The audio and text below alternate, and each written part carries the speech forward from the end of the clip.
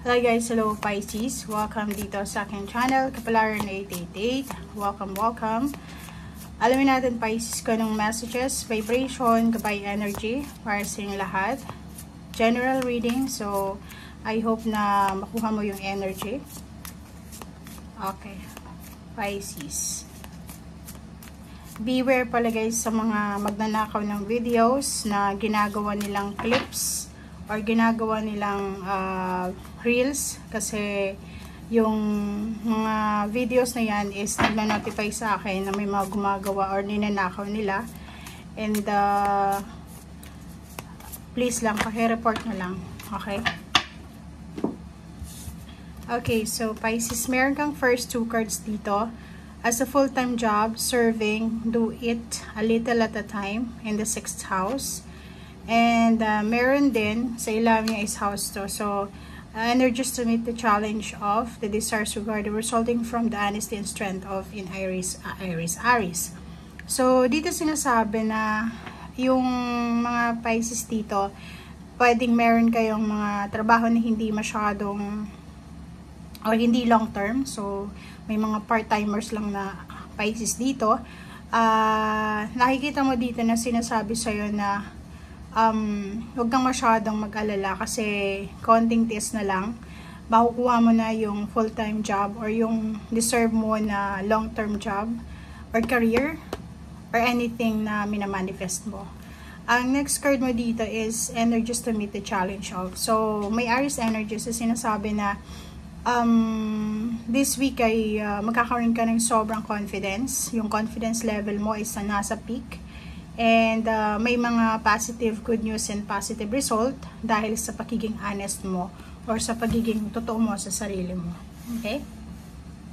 So, yung barahang ito is resonated to sa akin kasi yung meron akong nanonotify or nanonotify ako ng Google na may nagnanakaw ng videos ko, and yung hard work ko parang na uwi lang sa wala kasi after kong mag-read like ngayon, nanakawin lang nila, aalisin lang nila kung ano yung tawag dito, yung introduction ko, and then ikakat nila tapos ipopost nila sa reels nila pagkakakitaan nila. So parang parang unfair yun sa law of life, pero sa mata ng Panginoon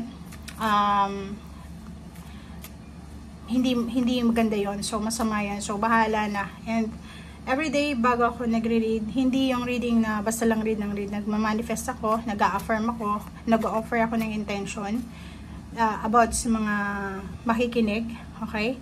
So kung ninanakaw lang ng isang tao or tatlo sila or 5-4 na YouTuber or nagre-reels sila, sinasabi ko sa inyo na yung pinagpapaguran ko ay yung blessings niyan is pwedeng sa ngayon is dahil sa pagnanakaw nyo, makuha nyo yung money, diba? Yung payments, pero in the long run, may bad karma yan na pabalik sa inyo. Kasi yung sabi ko, bago ako nagre-read, meron akong ritual, meron akong mga ginagawa para yung message na yan is mag-resonate sa mga tao or makuha yung energy. Hindi lang basta-basta o-open ng cards. And if may masama akong pakiramdam, never akong nag-reread. Kasi yung energy na yon is napaka-importante. Kung magbabasa ka ng tarot, kailangan yung energy mo is fresh, malinis yung konsensya mo, walang masakit sa katawan mo, or maganda yung aura mo kasi babalikan ka niyan. So, dito sinasabi ko sa inyo na bahala na yung karma sa inyo. Okay? Kung kayo ay isa sa mga nagnanakaw. Okay. So, sick met. Be strong. Same din dito. Sinasabi sa'yo dito, Pisces, na you are stronger than you think you are. And your strength assures a happy outcome. Diba? So, ayun. So, kung isa kang Pisces na pinagnanakawan, pera, atensyon, relationship, or anything, isipin mo na hindi natutulog ang Panginoon. So, dito sinasabi, be strong. Yung strength mo ay posibleng magdadala yan sa'yo ng happy outcome.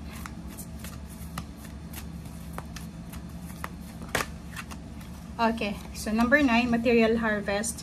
So, sa linggo ito, nakikita natin yung material harvest. So, ibig sabihin yan, it's number 9, near to completion. So, posibleng may incoming lump sum of money. Pwedeng siya yung harvest season mo. So, this week may posibleng darating sa'yo na pera, grasya, biyaya, pagpapala, recognition, rewards, award, peace and harmony, and yung chakra mo ay parang ano siya, naka-unblock yung chakra mo. So, sinasabi dito na yung flow ng money and flow ng energy of light ay sobrang visible. So, yun, sa good karma yung parating sa'yo sa mga good things din na ginagawa mo. Pero kung bad things yung ginagawa mo, mali yung ginagawa natin, expect mo na bad karma din yung babalik.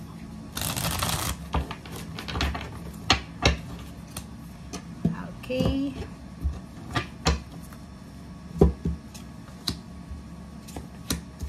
Okay. Okay, so first 3 cards na nandito sa last deck mo is King of Swords, Knight of Swords, and Ten of Pentacles. So, yun.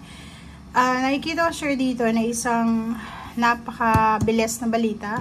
It's either Monday, Tuesday, Wednesday, Thursday. So, basta the whole week ng, ito kasi week literal to. So, sinasabi isang mabilis na balita ang posibleng darating sa'yo tungkol sa pera. So, kung may hinihintay ka na bonus, third month pay, inheritance, payments, payouts, recognition, awards, insurance, kung ano man to, sinasabi sa'yo na makukuha mo to sa linggong ito. Ayan yung King of Swords.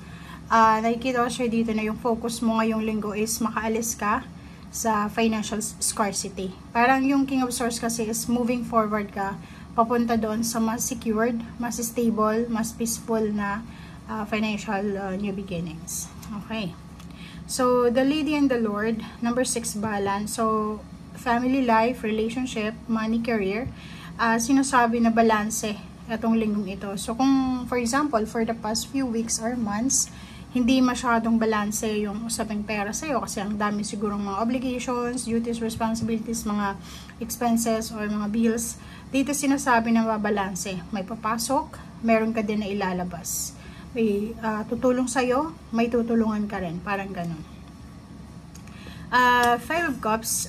Yung Five of Cups dito is wag kang masyadong manghinayang sa mga nawala sa'yo. So, if for example, this week, may lumapit sa'yo na hihingi ng tulong, financial or emotional, if may kakayahan kang tumulong ka kasi walang sayang sa mga tulong na ibinibigay mo, but make sure lang na yung tutulungan mo is kilala mo. Kasi meron ditong 7 of Swords, merong parang isang tao na tinulungan mo na posibleng traidorin ka, or isang taong malapit sa'yo na pinagbabalakan ka or pinagpaplanuhan kang hindi maganda, lalo na sa usaping pera.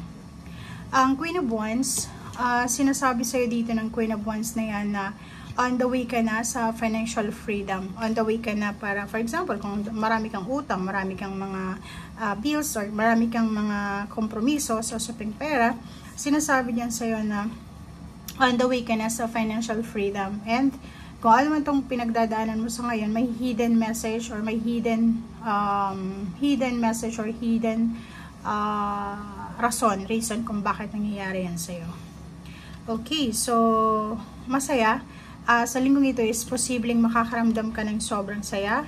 Pwedeng may good news tungkol sa kapamilya, may good news tungkol sa anak mo, sa asawa. So, nakikita ko siya dito na may incoming celebration or may paplanuhin ka. So, this week, for example, plinano mo na siya for several months or several weeks. And ngayon linggo, ngayon mo siya mapa-finalize. So, parang naghihintay ka ng tamang timing, naghihintay ka ng pera, naghihintay ka kung anong hinihintay mo to approval. This week, makukuha mo na siya. As either, no, birthday celebration, late birthday, graduation, or any family occasion ito, or gatherings. Okay. So, Eight of Wands. Yung Eight of Wands is good news siya. So, nakikita ko siya dito na maraming mabibilis na balita. Yung parang malakidlat na balita ang darating sa'yo para bigyan ka ng good news. Harvest, money, celebration, kainan, pwedeng imbitado ka sa isang pagpupulong, pagtitipon. And nakikita ko na may isa kang wish or isa sa mga wishes mo ang posibleng matupad sa linggong ito. So may mga pinagpipray ka, minamanifest ka na posibleng ibigay sa iyo ng universe this week. Ito ay, like for example, yung celebration nga, family celebration, family life, parang ganon.